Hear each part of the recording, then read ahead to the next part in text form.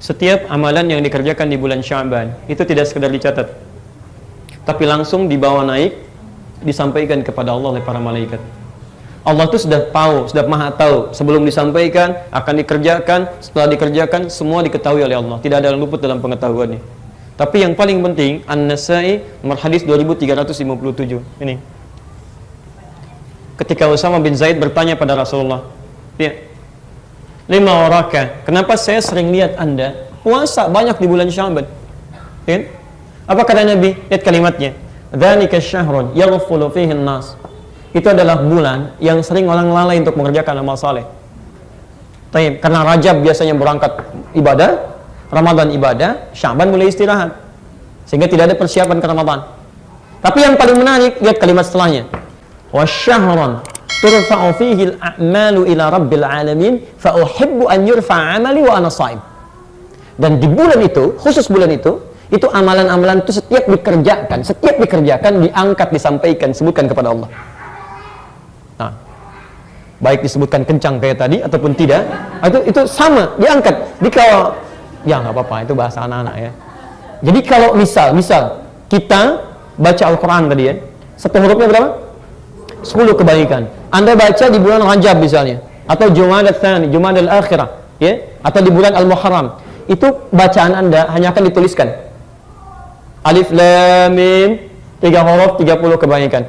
Dituliskan di kitab Anda khusus. Nanti di akhirat ditampakkan, diperlihatkan pada kita pahala kita.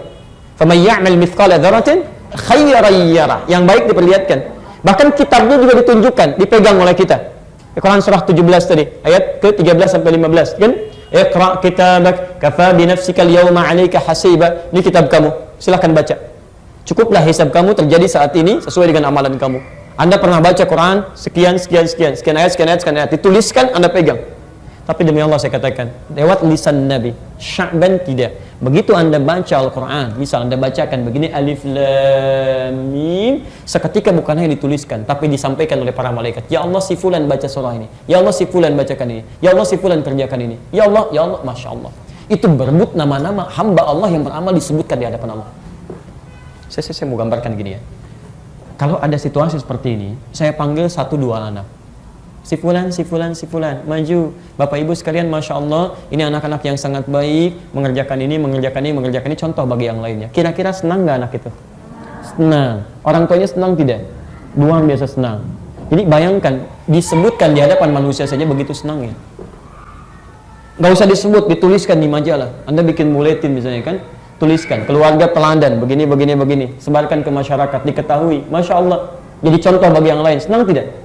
Senang, padahal mungkin itu cuma buletin RT yang bikin Anda juga gitu kan, dan sebagainya, dibaca di lingkungan sekitaran. Tapi ada perasaan bahagia di situ. Ya, ketika nama kita disebutkan dalam kebaikan, maka bagaimana ketika nama Anda disebut di hadapan Allah Subhanahu wa taala? Ya Allah, si fulan begini, ya Allah, si fulan begini, ya Allah, si fulan begini. Nabi saja itu berlomba untuk bisa disebutkan. Kata beliau, fa uhibbu an yurfa 'amali wa ana sha'im.